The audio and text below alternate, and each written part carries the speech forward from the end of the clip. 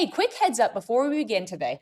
Registration is open for our Math is Figureoutable workshops. That registration is open through May 29th. If you're ready to shift how math works in your classroom and help students become reasoners, not just mimickers, now is the time to jump in. Y'all go to our website and register now. Let's get started with the episode. Hey, fellow mathers, welcome to the podcast where math is figure-outable. I'm Pam Harris, a former mimicker turned mather. And I'm Kim Montague, a reasoner who now knows how to share her thinking with others. At Math is Figure-Outable, we are on a mission to improve math teaching. Because we know that algorithms are amazing historic achievements, but they are not good teaching tools because mimicking step-by-step procedures can actually trap students into using less sophisticated reasoning than the problems are intended to develop. In this podcast, we help you teach mathing, building relationships with your students, and grappling with mathematical relationships. Y'all, thanks for joining us to make math more figure-outable. This is going to be a good one. Neither one of us can speak today. We'll see how it goes. Oh I know. Okay, we have another review that's actually more recent. This is Amy K. Russ 50. And Amy says, your podcast has become a staple on my weekly playlist. I work as a secondary math teacher for 20 years. As a secondary math teacher for 20 years. And I've been coaching K-12 for the past 4 years. So much of your work goes straight into my coaching. I cite you guys at almost every PD I do. Thanks for your dedication to this very important work. Thanks, Amy. Amy, thanks so much. Thanks for being a secondary teacher who is willing to go learn all that really cool stuff in the younger grades. And thanks for giving us a review and a rating.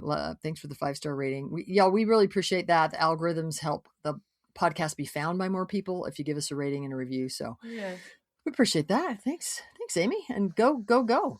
You should join our coaching group. We'd love to have you there. All right, cool. Kim, can I do one more? I know we've been talking about South Korea over the last couple of episodes. My gosh, yes. But I thought about one more thing that was just, this is totally cute, not mathy at all, but I thought it would be fun to share.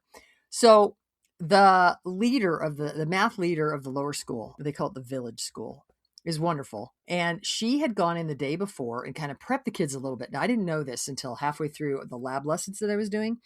But she had kind of prepped the kids a little bit to say, hey, there's this math person coming in. Her name is Pam Harris. And she kind of says my name, Pam Harris, kind of like one word, Pam Harris. It's not like Pam Harris. It's like Pam Harris. And she kind of prepped him, like she's coming in and we're all, how do we treat, visitors when they come? And do we talk over each other? Just that kind of stuff. And the kids, so at every time I would walk into one of those lower school classrooms, the kids were ready. Often they were on the floor. They would kind of, as they'd see me walk in the room, they would kind of like jump up, not jump, but like kind of bounce a little bit, like, there's the person, whatever. And the littlest ones would be like, oh, Pam Harris is here. Pam Harris is here. Pam Harris is here. And it was kind of cute because it sounded like one word. The way they said my name was the same way the leader had said my name. And at one point, the teacher said, welcome, Pam Harris. We're so glad you're here. What would you like the children to call you? Well, Kim, I grew up in a pretty, conservative kind of traditional place. And so we were taught to call our elders Mrs. or Miss or, with the title. And so I said, well, you can call me Miss Harris.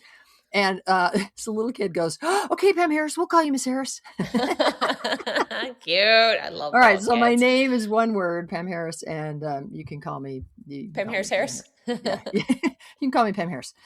All right. One other thing that happened, this is mathy, or at least math education. While I was in South Korea, I'd really like to dive into. So it's just one, we're not going to do a bunch of things today, but one. I have a basketball analogy that we have actually used on the podcast. And so you might check out episode 105 if you don't remember that basketball analogy. It's, I like to use analogies. I like to use stories. I like to use ways to kind of help people go, oh, that's what you mean. I think often metaphorical things can kind of help us get a different slant on things. And while I was there, I did a full PD with everybody that I was there to work with. And I used this basketball analogy to get us started talking about, maybe give a slant on math education today. So Kim, if it's okay, I'm just going to do kind of a 3-minute version of that basketball analogy. The podcast episode, I think, is more like 25 minutes. So we really go into kind of some detail and stuff. But here, I did this basketball analogy, and then one of the teachers poked on it in, I think, some relevant, important ways, sort of push back a little bit, kind of ask some questions. And I think that it would be fruitful for us to kind of dive in, because I wonder if the way that maybe I said some things kind of came across not how I meant, or maybe they came across through different, all analogies fail at some point. And so Sure. maybe we kind of talk about what I don't mean with this Okay. analogy. Okay. Okay, cool. So here's the short version. So I usually start by saying, hey, I caught the ball. I tried again. Dribble, step, step, shoot. My coach said, nope, try again. So I caught the ball, tried again. Y'all, as I was learning to play basketball, I just could not figure out how to do a layup. A layup is that cool looking thing where you're like dribble, dribble, you kind of put it up. I was excited about basketball, and there were some things that just didn't make sense. While I was learning, my coaches allowed me to play the real game of basketball. They let me on the court. I could dribble, shoot. I was pretty good at defense. As I was learning to play, they let me play the real game with what I could do. The system was set up to put me in games and let me have fun while learning. Here's what they didn't do. They didn't say, for some reason, you're not naturally picking up on a layup, so we're just going to put you over here, and you can play this other game. It's kind of like a fake game. You just memorize these rules and mimic them, but since you can't naturally get it, you're just kind of stuck playing like it's not really basketball, just kind of over there mimicking and memorizing. As we think about current math education, is it possible the system has been taking students who, for whatever reason, don't naturally pick up on math and relegating them to the game of fake math, where students are asked to rote memorize rules and mimic procedures? And then this became the historic norm, and most of us have actually been playing a fake game of math. What is the real game of math? Is it rote memorizing rules and mimicking procedures? Or is it something else entirely? What if the real game of math is letting students play with what they can do, with what they do know? When students can't just figure it out, could we find out what they can do and use that to help them learn the next thing? Just like me, everybody listening to this podcast is excited about teaching and wants to reach more students so that they can reach more students. It might have taken me longer to do a layup. It did. I needed more experiences than most people. And I know that you want your students to have the experiences to learn the real game of math. That's why you're listening to the podcast. When we understand the real game and how to teach it, we can make it happen. I'm Pam Harris, and I believe that math is figure-outable, and we can teach it that way. All right, so Kim, that's kind of a metaphorical, like thing that I've kind of made up to help us have this analogy to think about, is it possible that we have this historic thing happening where we've all just been playing this fake game for so long that many of us don't know what the real game of math is? Okay, I have to interrupt you for just a second, because I'm done. I wonder Yeah. if this is where real math, fake math came from. If you had, like, when you're saying the real game of math or Yeah. the fake game of math, I wonder if real math, fake math has become a shortcut from that analogy. Is that maybe where that came from? Well, you know what I actually think happened is I was saying real math and fake math, and you didn't like it. And so then instead I said, well, what about the real game of math and the fake game of math? Because I think that it's kind of like in the school setting, we like schoolify what math is. Yeah. It's like Yeah. it's I think it's my we attempt. cut out parts of math that are math, and we focus only on narrow parts of it, and it's all about answers. Mm-hmm. And it's about waiting until the teacher tells you what to do. And Okay. if you're given a problem you've never seen before, then you're like, oh, I've never seen this, so I just have to, I can't do anything. It's not the idea that math is figure outable. It's the idea that math is rote memorizable, and I've got to wait until it's handed to me. Therefore, yeah. Well, and when I say schoolify, I mean it's like the school that I had. It's certainly not all. It's certainly not all classrooms are that way. It's kind of what I grew up with. I think most all of that us, stuff that we just described. I could say most of us grew up playing the fake game of math. But not all. I mean, there were some kids who saw through it and somehow were able to play the real game of math. On their own, maybe. Yeah, I think mostly on their own. Or every once in a while, we had a teacher who really was able to help us see things we'd never seen before. But in general, overall, the system was set up to continue this myth about that math was about rote memorizing and mimicking, not figure outable. Yeah. Okay, so you had that analogy, and somebody listened to the podcast or heard you talk about it. Well, no, so it was actually a teacher in Korea heard the analogy. That's what I mean. They pushed back on it. Yeah, and they pushed back. So a couple of the things. Now, the pushback I only heard through other people. Which is fine. Okay. It's fine. Like it wasn't respectfully. This person didn't raise their hand and say, "Oh my gosh, that's dumb for these reasons." Told the people in their group, and so people in their group later said, "Well, what about this?" You know, like this person pushed back. Yeah, which is fine. And I love it because I need the feedback so that I can fine tune the analogy, or that I can like help people understand this is not what I mean. But honestly, I don't remember. Here's what I remember. I remember that part of the pushback was, "Well, wait a minute. Why didn't your teachers or your coaches teach you to do a layup? Like, why did they just keep letting you play and not help you learn to do a layup?" So maybe that's not clear in that little, 3-minute version of it. Yeah. My coaches tried. Like they were doing things to try to help me to learn to do a layup. I just couldn't get it down. While they were helping me learn to do a layup, they didn't take me out of everything else.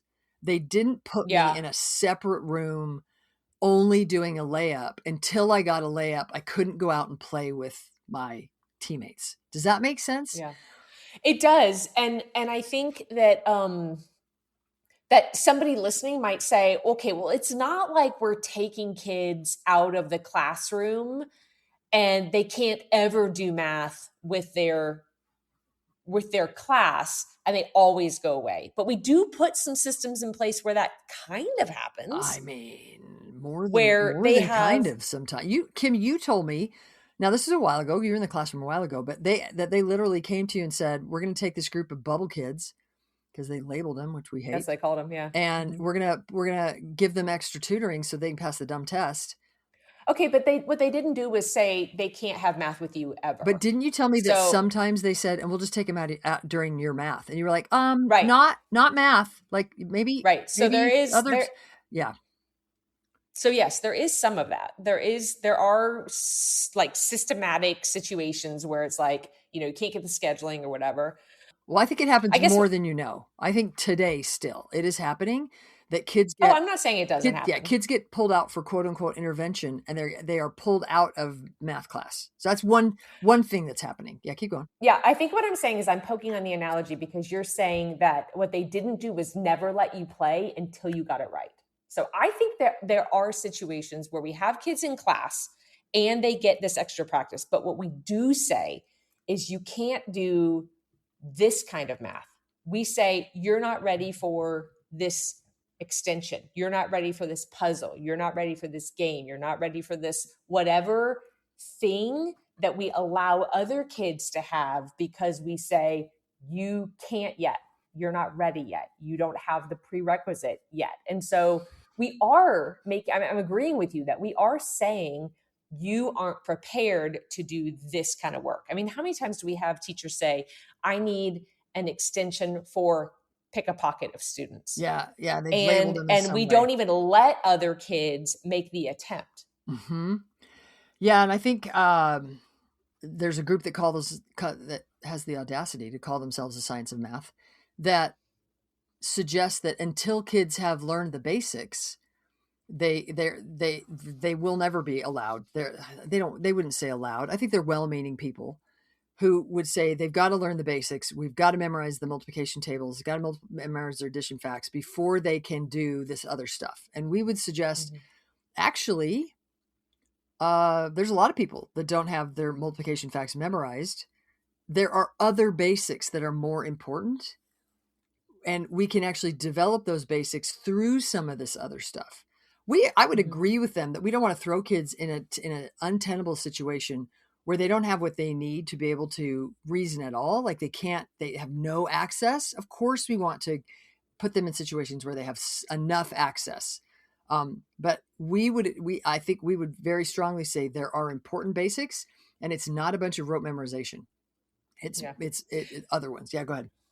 Yeah, I think to speak to the analogy, we don't say you're in, you're out. You can play, you can't play. We've decided, and that's how it is. So I did go back and listen to the episode, and I wanted to bring up a few things that you said that either maybe I think you could elaborate on more, or I'd like for you to like explain and give us a better picture. So you talked in the episode about a triple threat, which I maybe still don't know a ton about, other than the coach taught you that there was this stance maybe that was a triple threat, because then you had 3 options and you could pick the way you wanted to proceed in that moment based on kind of where people were. And so first of all, give us 60 seconds of what that even means. Yeah, I kind of like what's a triple threat? I kind of like that. So when I catch the ball in a basketball game, I'm holding the ball. Ideally, I would stand in such a way that right now I could dribble, but I could also shoot from that stance, but I could also pass from that stance. Okay. So there is a way that I could hold the ball that dribbling would make the most sense, and it would be really uncomfortable. I would be off balance to try to shoot, or I'd have my hands in the wrong place to pass. But if I catch the ball in such a way, and I have my feet in such a way, both the way I'm standing and the way I'm holding the ball, then I could do any of those 3 things from that stance. And so I'm a threat. I'm a threat in 3 ways. So they have to be the defense has to be ready to not let me do any of those 3 things. You know, if I catch the ball and they're really clear, oh, you always hold it that way, that means you're going to shoot. Bam, they're going to be in my face with their hand up, ready to jam the ball.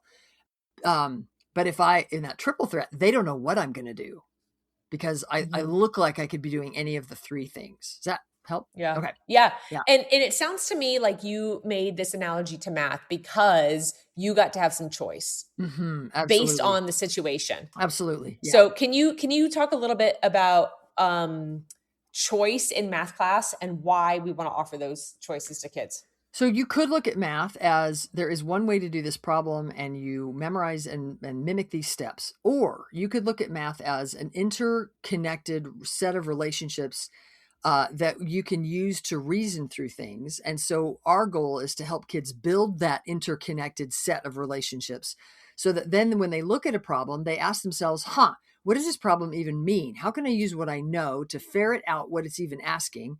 And, it's asking that. Well, then based on that, now that I kind of realize the relationships involved, I could just use this relationship, but I also could have used that relationship. And if I own 3 relationships, which we should, if we're teaching math as a landscape of learning, we're really helping kids build those mental connections. Now I have a choice between those relationships that I can use. And somebody might say, but you don't have somebody in your face who's gonna predict your movement. But I would say that you do have things that are kind of on your mind, and that sometimes you want to make sure that all 3 of those relationships are strengthened, so that whatever you're messing around with that day, that those 3 relationships, something's going to pop to you. Something's going to say to you, like, use this one now. And when we are in math class, and sometimes we tell students which one thing to do, we are not letting them strengthen all 3 of those relationships. Nice. Like, I think sometimes we say, in this problem, we should use the blank strategy. And then there becomes this over-reliance on one particular strategy. Now, that's not to say we can't nudge or lob things out. And also over-reliance on waiting to be told what to do. Yeah.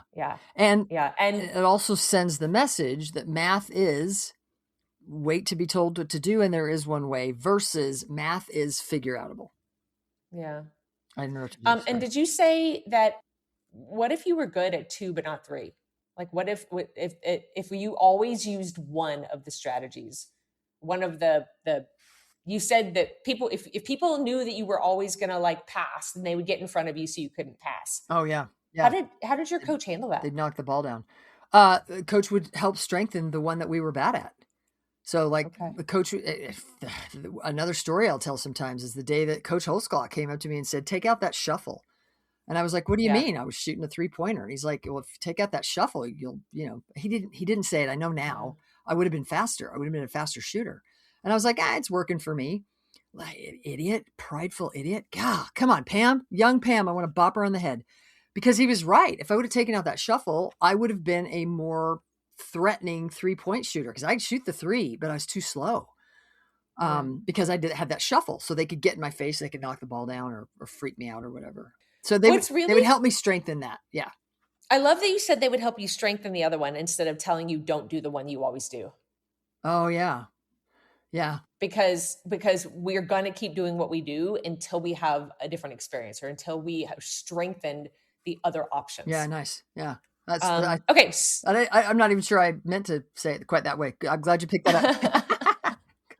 And so, I think in math class, at some point you said in the other episode about what's worse is that if kids can't do one of the three things, that we take them off the court. Like we take them out of math if they can't do some of the things that we're suggesting that they should be able to do. Yeah. We just stick them somewhere else. Okay. Another thing that I want to mention or that I want to ask you about is that you said that you think that there is some natural talent involved in your basketball analogy. You said, you mentioned height and that some people are taller. You're born taller than somebody else. You also mentioned that you thought that you had a teammate who had some natural athleticism while you had some natural game analysis. You were sitting next to him and they said, is this man-to-man or I told that story. Zone? That's yeah. funny. So you talked about some natural stuff. What does natural talent to you mean in math? Because I know you've said that before, and maybe even people have pushed back. So talk about this is talent. A tricky one, and so please let me continue to explain until I make sure I've said what I mean. And listeners, if you're listening and you're like, wait, does that? Yeah, hear me out, and hopefully I'll do a decent job. I do think we have interests that we follow. I think that sometimes we follow things, we do things in our life because we just have an inclination, an interest that we're drawn to things. I think sometimes we're drawn to, for example, maybe we might be drawn to sports. Maybe we might be drawn to cooking. Maybe we might be drawn to art. We might be drawn to music. Give me something else. We might be drawn to knitting. Like I think we have there are things that we might be drawn to, and I'm not sure if why we're always drawn to those things, but I think sometimes we might be drawn to things that that come easier to us for whatever reason. Now, they might come easier to us because we were raised in a family that was always in the gym. Like we used to call our coaches' kids gym rats. Our basketball coaches' kids were always in the gym. They were like born with a basketball in their hand. So maybe they would have been good basketball players if they didn't have that experience. They weren't always in the gym. I mean, they were always underfoot. Sometimes we were like, get your kid. I'm going to kick your kids, not kick on purpose, but I'm going to accidentally run into your kid, coach, because they were just always, it's funny because many of them grew up to become coaches. They're all quite good. So how much of that was, nature nurture? How much of that was because they were in the gym? And how much of that was because our coach was a phenomenal player himself? And maybe he, his genes were sort of some natural athleticism. I think there is some natural talent in lots of things that we're drawn to. But I think there's also that environment and how much experience that we had. And I think there's also maybe what's around us, which is maybe a little different than just because I was sort of raised in the gym. If I grow up and I'm put in a situation at work where all of a sudden I'm interacting with people who like to rock climb, I might be like, I never knew. Like we may never know that we have an inclination towards something. So I don't know if it's interest. Oh, good. You want to interrupt? It's almost like you can see me. I lean forward. Did I make a sound? Yeah, you breathed in. I was like, sorry. Okay, well, because I've heard you say natural talent, but then just now in my head, I was saying inclination and you said inclination towards. Yeah. So I wonder if it's not natural talent, if we have an inclination towards something, because that to me can be very much explained because you were given options earlier, more often. Like my kids have me as a mom. Can you imagine? Poor kids. I'm going to talk math to you every single second I can. When they were born, I was talking math in their ear they have more of an inclination because I have made math fun. Well, and I have made it interesting. Their car toys were Omnifix cubes. I mean, yeah, I mean, they had others, but yes, they did. They had but so they have an inclination towards mathematics because that has been in their life for so long.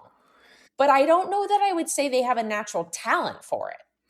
And I don't know that it matters. Maybe part of what I want to bring up is that I think we have kind of a continuum where there's people on one side of the continuum, or at least an attitude on one side of the continuum, that either have the math gene or you don't.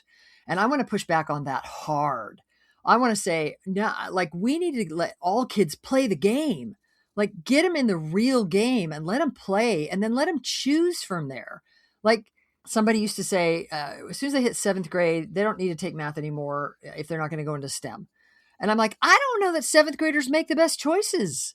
Like, their prefrontal cortex is not the most well-formed. Like, I think we need to give kids enough experience so that then they have choices when they're sort of mature enough to make those choices.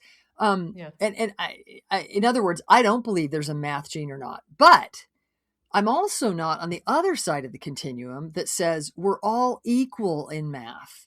I don't know that that's true either. I think there are some people who are more interested in it. I don't know why. I don't know if it's because they have natural talent, or they're just more interested, or they're just more inclined. They've had more experience. They were gym rats in math class. I don't know why, but for whatever reason, I think there are people that are inclined to do math more, and that then I'm troubled if we say everyone can do the same amount of math. I don't think is that what you mean by we're not equal in math? Yes. Do you mean that okay. I was waiting for you to pause so I could ask you about that, because I don't think you mean like equal people. I think you mean correct. We don't all have the same abilities at the same time for the same mathematical things. I don't know that I would have said abilities. We don't have the same inclination at the same time. Okay, so that's good. So I wonder if when people hear you say natural talent, they equate it to math gene, because when you say the word natural, it's like it came upon you and you didn't. So I think when you are giving kids earlier options more often, we create a ton of opportunities for them. Yeah. We create opportunities for them that is not equal for others. I think we give them a leg up. Like, my kids had a leg up. Like, here's an example. Plain and simple. Yeah. Kindergarten teachers are telling me right and left almost every time I talk to them that they can now begin to tell kids who are watching number blocks versus kids who aren't. Sure. Kids who've had number blocks experience, I don't even know how to, the British show that 5-minute episodes, that they can now tell that, that's not that's experience. So I am suggesting that I think there is some natural talent involved. I think there are some people that, for whatever reason, are better at higher math, or maybe even better at math. But that doesn't have to earlier. But that's not the interest and the drawn to and all that. I think it's all interrelated, and I don't think it's useful for us to parse it out. But I also don't think it's useful for us to say that we should all do the same amount of math in our lives. I think some people are going to be more interested and are going to want to go STEM, and some people are going to be less interested. We still give them all the experiences, so they have all the choices, and they have a rich life. They have a rich view of mathematics. But then we're not going to force them to become math professors or force them to become engineers. Like, we're going to give everybody this rich experience and then let them choose. And in that scenario, it kind of doesn't matter how much we drill down into how much of that was natural and how much of it wasn't, because we're going to let people choose. Is that? I think the only, I agree with that second part of what you said, that not everybody, I mean, because I have one kid who's going to be a math major and the other one who's like, not so much. So he and I are talking about, does he need calculus? Right? Like, he's on a pathway that he can if he changes his mind, but whatever. Yeah. But love that you're having a conversation with him. Yeah. When you say, I don't think we need to worry about it, I think the only hesitation that I have is that if a student feels like some people have natural talent and some and they may not, then that could feel like, well, it could feel like why I didn't get the natural talent. So I think that's the only hesitation I have about why that might feel troublesome to me. But I'll think on it some more. Well, and if I can just, oh golly, we're kind of long here today. I do think Michael Jordan had more natural talent for basketball than he did for baseball. Like, oh, and see, I think he worked harder at it. Oh, we should have another episode. We should talk about it. and we should ask Michael Jordan what he thinks. I think there are some people that pick up a ball and they just go. And if it's the first time they've ever picked it up and they just go, I think there's some natural in there. But I don't think that means that me, who, to be clear, I think I had some natural talent, but I had a lot of work. I worked a ton. I was allowed to play. So even though I didn't necessarily, it didn't come easy to me, they still let me play the real game. That maybe is the most important message I think that we can send. But I think it's a little disingenuous to say we all have the same amount of natural talent for everything. I don't think that's true. I agree with you because I think we have different body sizes and different shapes and different, and different, and different interests. And I don't know why those interests are. Maybe because we had natural talent, maybe because we're inclined, maybe because we had more experience. Yeah. Y'all, we'd love to hear what you think about all of this. It's been fun to sort of beat it out. I hope you care a little bit about what we just talked about. Y'all, thanks for tuning in and teaching more and more real math. Worst ending ever. To find out more about the Math is Forgettable movement, visit mathisforgettable.com and keep spreading the word that math is figure-outable. That's it for today. Want to keep learning? Registration is open for our Math is Figure-Outable workshops until May 29th. These are designed to help you make meaningful shifts in your teaching. Head to the website now and get registered. We would love to work with you. And thanks for making math more figure-outable.